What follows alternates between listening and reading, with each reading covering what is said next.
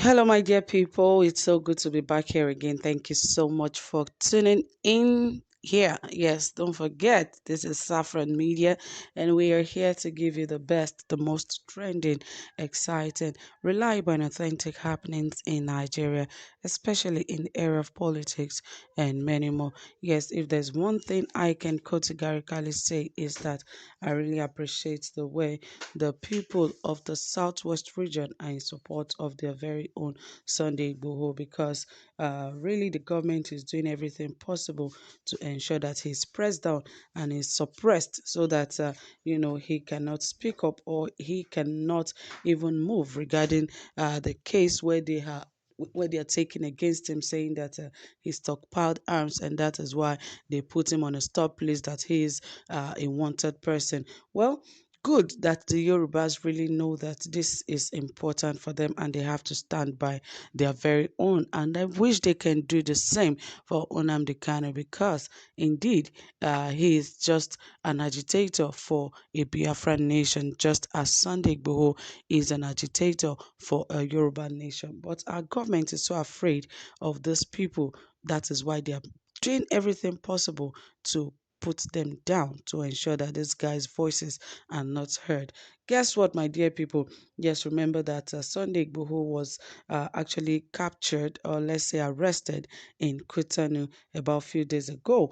And, Buratai was reportedly the one in charge of that case because he was the one pressing the Kutanu government, the Benin Republic government, to ensure that Sunday Igboho is extradited back to Nigeria. And, that would mean that he is known as a criminal. But, somehow uh, uh, this Benin Republic are people who have respect for law and order. They refuse to listen to what the government is telling them, and they have refused even Sunday Igboho to leave their country without him being judged first in court and pleaded guilty. But now, see what the Nigerian government did. They brought an helicopter to wake Sunday Igboho. But guess what happened?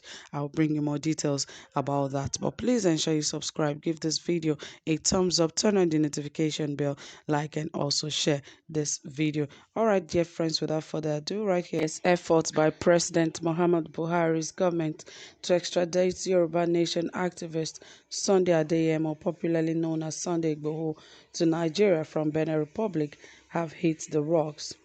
Authorities in the neighboring West African nation have insisted on a fair trial for Igboho before yielding to the demand.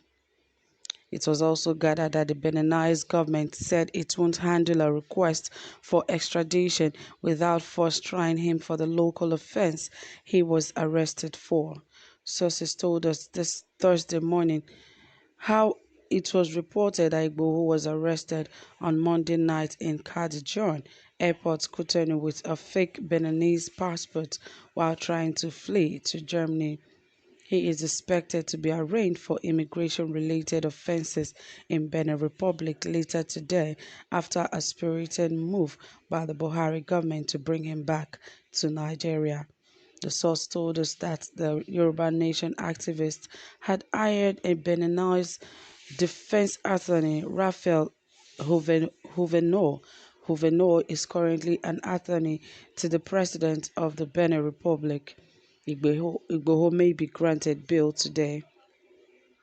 We went to court at Cotonou today, but they didn't bring Igboho to court. So we called his lawyer. He was in safe hands at Cotonou Criminal Brigade, where he was detained. They will take him to court today. Igboho has given a statement to the police. He was traveling with a Beninese passport adjudged to be fake.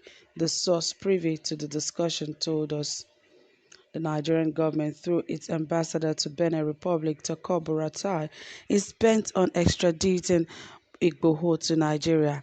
It was learned that the former chief of army staff wrote 2 letters to the government of the West African country and insisted on the arrest and extradition of Sunday Igboho. Buratai had in the letters described the activities as a terrorist and murderer.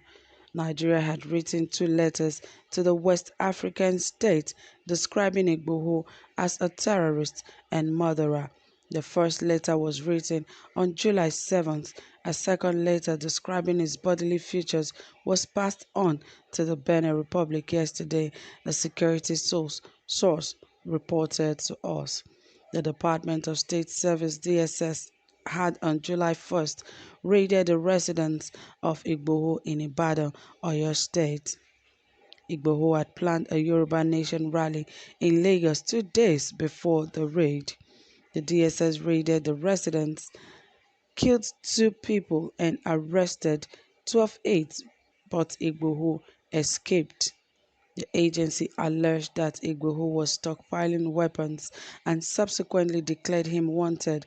The agitator has been on the run ever since then, the source said.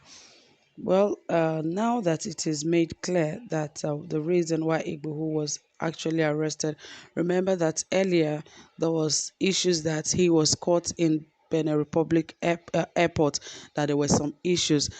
Perhaps that is the issue where he was perhaps using or allegedly using a fake Beninese passport, because that was the main issue. That was why the agent had to call him back, because the reports had it that when Igbo actually knew, when he noticed that these guys are beginning to know that his passport was not genuine, himself and the wife quickly moved away, and that was how they went into hiding.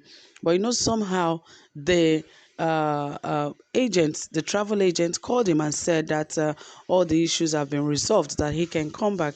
And that was how he was actually arrested. So that actually has proven that that was the issue between Igboho and the Beninese government. So that is on one side. But now that the Nigerian government is not even the reason he was actually arrested, and now they are taking advantage of that situation. Now they are writing to Benin Republic's government that Igboho must return to Nigeria. He must be extradited.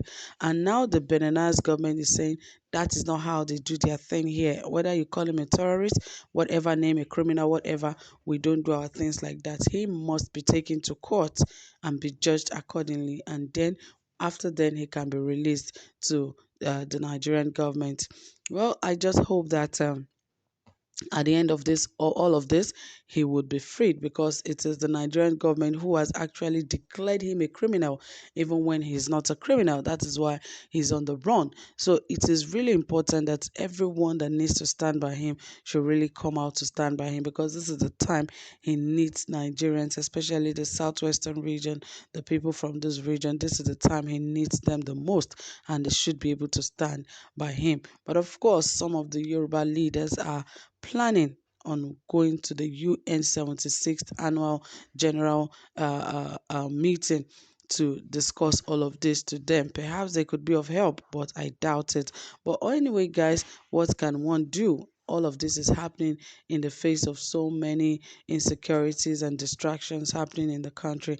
But well, guys, that is it from here. All we can say is to keep praying for him and allowing things to align according to what Igboho wants. But that is it all, guys. Please drop a comment.